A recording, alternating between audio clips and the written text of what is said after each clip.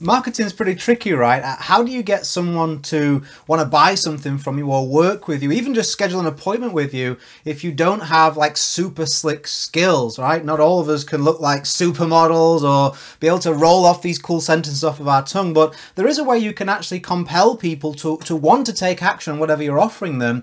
It's just a simple switch in the way you approach things. And the good news is it's free. It's something you can do retrospectively, so you may already have the skills you need to possess without realizing, possessed to do this without even realizing it, or you can do it starting from right this second after watching this video. It all comes down to documentation. See, you don't want to position yourself as like an us and them. What do I mean by that? Well, think about when you see most styles of marketing. It's very disruptive, isn't it?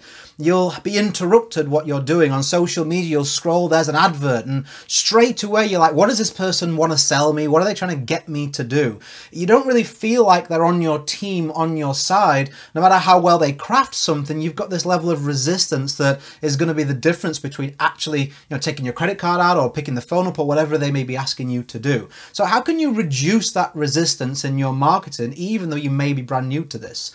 Well, you want to document something that you've been through that was once a challenge and now is less so. You either solved it or you've made some progress.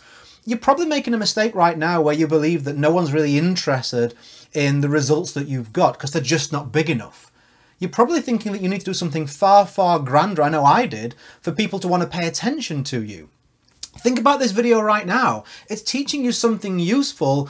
Isn't exactly going to change your life. It may do. I don't know. You may apply this and make a whole bunch of money, but it isn't like, I'm saying to you, hey, I'm going to work with you every day for the next 5 years. It isn't grand or massive. It's something simple, but you're watching because there's value in it and it relates to you and you feel we're on the same team because I'm not selling you anything here.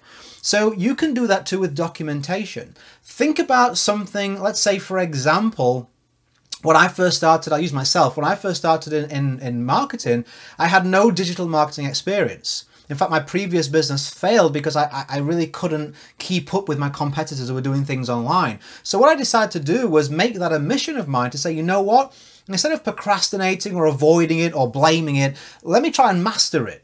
Let me take that weakest link in the chain of the skill set that I have and make it the strongest link. I've ended up becoming a digital marketing expert and building a whole business around it. But even before that, what really started to grab my audience's attention was the fact that we were on the same team.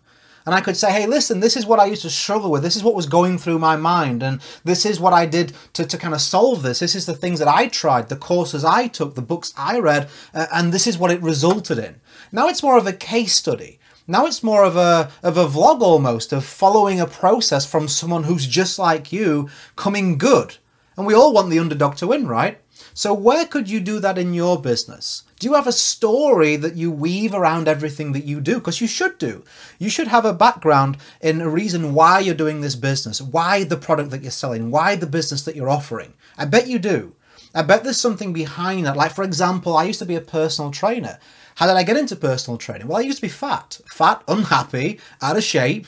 I changed that and it felt good. And I wanted other people to share in that feeling. So I started to teach them how to do it too.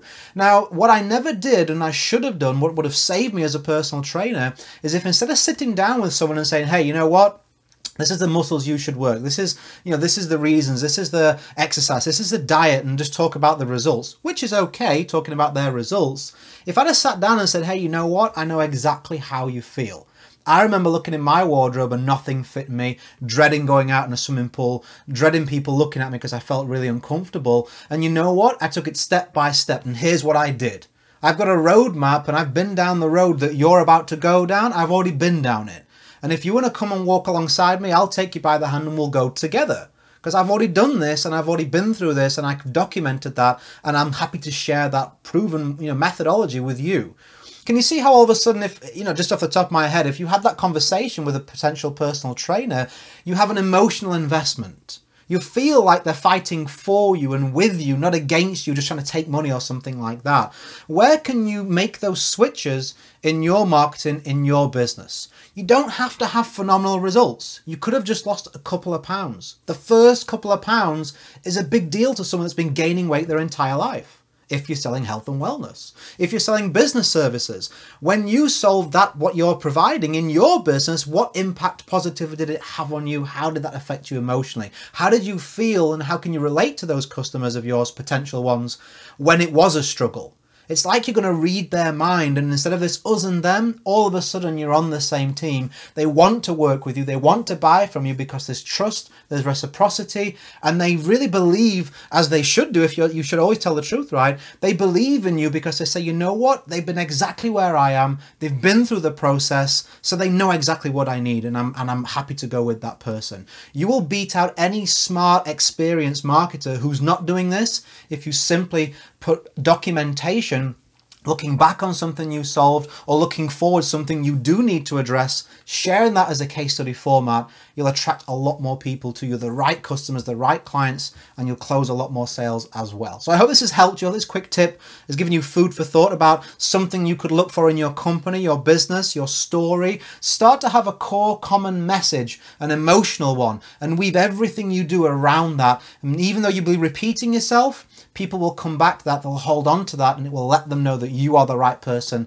they should be buying from or working with. Because there's competition in every avenue, right? People could buy, if you're selling iPhones, there's 100 places they could buy them from. If you're selling health and fitness, there's 100 places they could buy that from. Whatever you're offering, someone else, at least one other person with an easy reach of a Google search, could beat you at that game with your competitors, with your, with your clients, your competitors, excuse me. So this is how you can differentiate yourself. And then once you've got that story set, start to invest in your online marketing to get that story out there and reach a whole bunch of people. The internet is open 24/7 on a leveraged basis. The right people will then come to you, and then you've cracked it, right? So go create a day in a life that counts. Always have more desires than excuses. If you enjoy this type of training, of course, subscribe to my YouTube channel so you get these videos. Also, I kind of cover the same subjects. Sometimes I go in a little bit more detail over my podcast, because I know when you're listening to something in the background, you tend to want to have something a little bit longer, more detailed. So if you go to richardmatheru.com/podcast, we're over 100,000 downloads there, which I'm very appreciative of. We've helped a lot of different people build their businesses all around the world with that podcast. You're welcome to dip in and out of that and learn some cool stuff too. I'll catch you on the next video. Hope you've enjoyed this one. Enjoy the rest of your day, and bye for now.